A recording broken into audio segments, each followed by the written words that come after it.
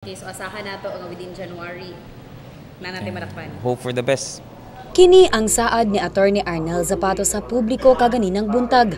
Kini iyahang saad at ubangan usab sa konseho kung diin hingpit na kuno nilang maimplementa ang anti-smoking ordinance sa General Santos City sulod ning bulan sa Enero.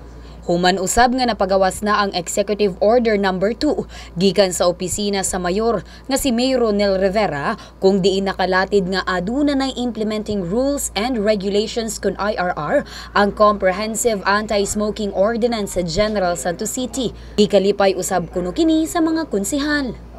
Of course I'm happy no na naana unya ang kanang makatubag na tama sa tao kay ang mga tao magud labi na ang media nagsige gyud og pangutana nga kanusaman ani happy kay ang media involved ra gyud kay diri. Gawas usab sa kalipay sa mga konsehal, aduna sila'y mga pangutana nga giklaro sulod sa sesyon.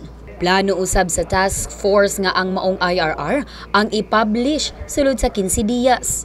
Samtang kuno nagpadayon ang pag-publish, plano nilang i-seminar na ang mga deputized personnel sama sa PNP, militar o uban pa nga maoy manakop sa mga mula pa sa anti-smoking ordinance. And then one request, please write all mayors from neighboring towns, especially Sarangani, na to respect the anti-smoking. Because they go to Sabuhan, ang lakas ng nigarilyo, hindi mapahinto na mayari. So, while I tell the people, don't smoke, yung mga mayor masyado matamang. So please write in a letter. So this should be required designated area. Yes. Pag nasa designated area, hindi na yung mayari na sayang. Thank you. No more? Nasulod usab sa maong ordinansa nga gikinahanglan sa mga establisimento nga mubutang og no smoking signages ug mubuhat usab og mga designated smoking areas. Dugang pangalakip usab ang mga sakyanan, pribado man o pampubliko, ang mubutang og no smoking sa ilahang mga sakyanan. Libre kuno usab sila nga manghatag og mga signages alang sa mga tricycle.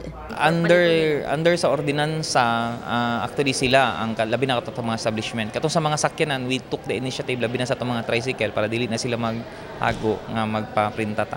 Sa kasamtangan, nagsugod na kuno sa pagbutang og mga sign nga no smoking sa tibuok syudad alang sa full implementation sa maong ordinansa. Abi Lorenzo, Brigada News.